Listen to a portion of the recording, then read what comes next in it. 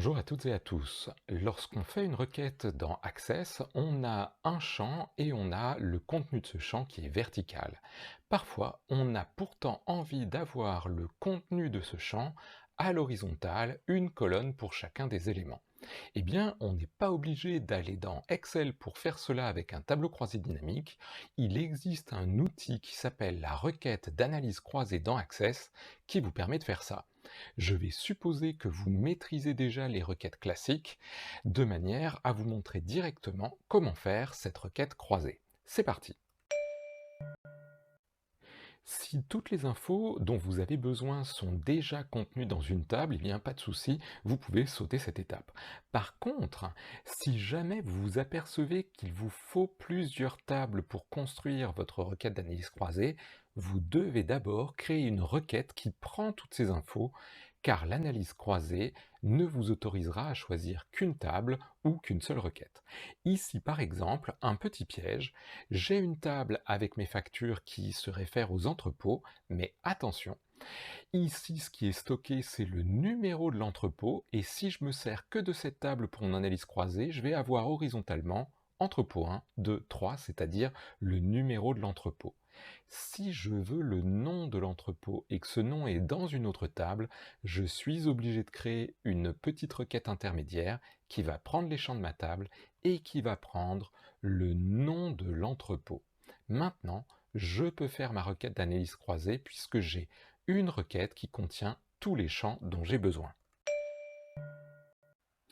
Pour créer une requête d'analyse croisée, je vais dans Créer, je fais Assistant, et dans Assistant, je choisis Assistant requête d'analyse croisée, et je fais OK. Si jamais dans l'étape précédente vous avez une table qui contient tout, eh bien choisissez votre table. Vous vous souvenez, moi j'ai créé une requête intermédiaire avec tous les éléments, c'est celle-là, je la choisis, et je fais Suivant. Maintenant, on me demande ce que je veux comme titre ici. Écoutez, je crois que j'avais en premier le type et en deuxième l'année. J'ai donc ici les deux colonnes qui se répéteront, ce sont mes étiquettes de ligne. Je fais Suivant. Maintenant, je voudrais savoir ce qu'il me faut à l'horizontale. Vous vous souvenez, ce qui m'intéressait, c'était le nom des entrepôts. Je vais donc avoir le nom 1, le nom 2, le nom 3. Je fais Suivant. Et maintenant, qu'est-ce que je veux calculer au milieu? Écoutez, j'ai les montants et je voudrais les additionner sous forme de somme. Je fais Suivant, je donne un nom, par exemple ici, requête facture croisée, écoutez, ça ira, et on fait Terminer. Vous obtenez bien sûr le résultat attendu, n'hésitez pas, si vous pensez que le total serait mieux à la fin comme dans un tableau croisé dynamique, vous pouvez le déplacer. Bien que cette requête ait été créée à partir de l'assistant, il est tout à fait possible de passer en mode création. Vous allez voir, le fait qu'on ait choisi en haut analyse croisée, mais nous on l'a fait avec l'assistant, nous permet d'avoir une nouvelle ligne ici, et pour chacun des champs, vous voyez qu'on a, est-ce qu'il s'agit d'une ligne d'en-tête, d'une en-tête de colonne, ou des valeurs, etc.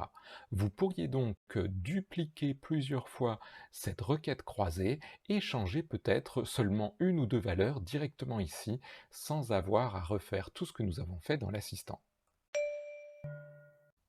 À partir de cette requête, vous n'aurez aucune difficulté à créer un état qui vous présentera les données de manière un petit peu propre et que vous pourrez éventuellement imprimer en PDF. Si jamais vous avez des difficultés avec ça, je vous montre comment faire dans une autre vidéo. Et bien voilà, j'espère que ceci vous a plu, bonne continuation, à bientôt, au revoir.